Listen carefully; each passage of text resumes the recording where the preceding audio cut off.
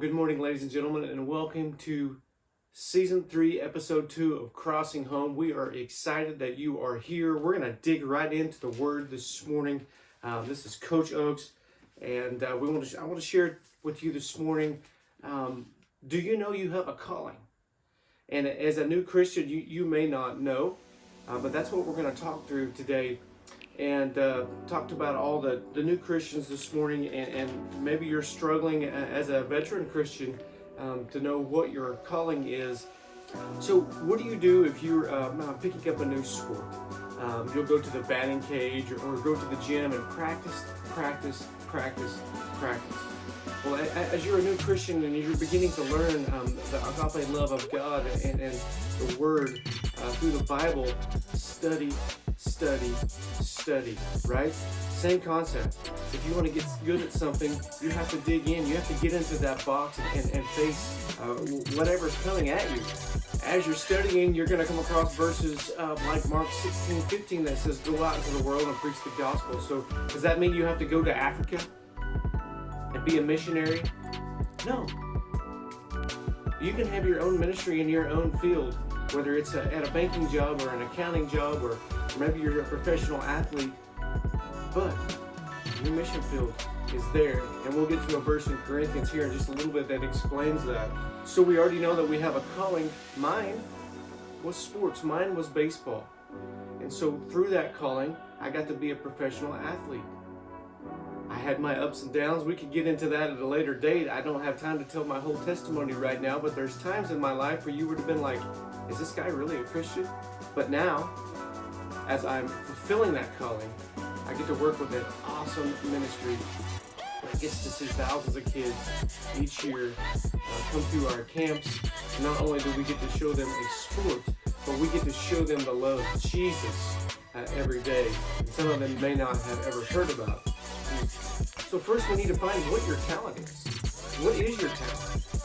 Right now it could be sports. And we take what we learn from those sports and we carry it on into life. Sports are very valuable, but at the bottom of the paper that people often don't see is they see that percentage at the bottom. They don't see that percentage at the bottom of the amount of kids that actually get to go play college and on through the professional ranks. It's very small, and you have to work very hard.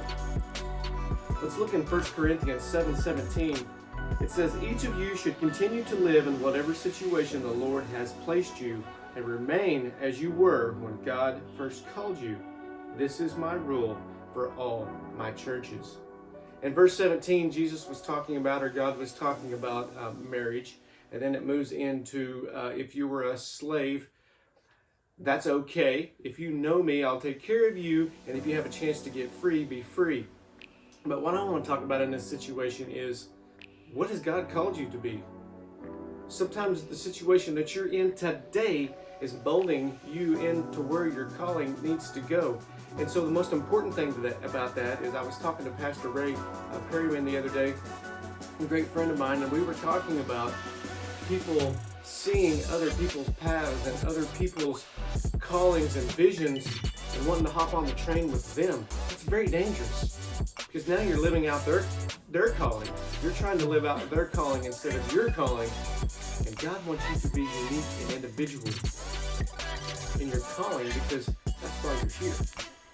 You're not like your best friend. You may share some stuff together, but your calling is separate. Guess what? If you're walking out your calling and walking out God's will in your life, there's going to be distractions. And he doesn't wear horns and have a tail. His name is Satan, but sometimes it's not that cartoon character that we represent him as. It can be a distraction. It can be a boyfriend or a girlfriend. We must take those distractions and toss them out and stay focused. So imagine going into a dogfight in a game and you're playing your rival team. And then halfway through the game, parents start getting upset, coaches start getting upset, and then all of a sudden you get upset and you become unfocused and untrained and you do something uncharacteristic of yourself. See, we take our focus off of Jesus. And and we give in to the distractions of the world on both sides of us. So if we're going to fulfill our calling in life, we must absolutely stay focused on this right here and stay focused on the cross and on Jesus and what our calling is for our life. If we can stay focused and dig in that box, there's not going to be anybody on that pitcher's mound or on the other side of an opponent that can take us down, because we are walking out what Jesus meant for us to walk out on this earth. Guys, thanks for tuning in today. We appreciate you. We love you. Play for Jesus every day. Catch you down the road.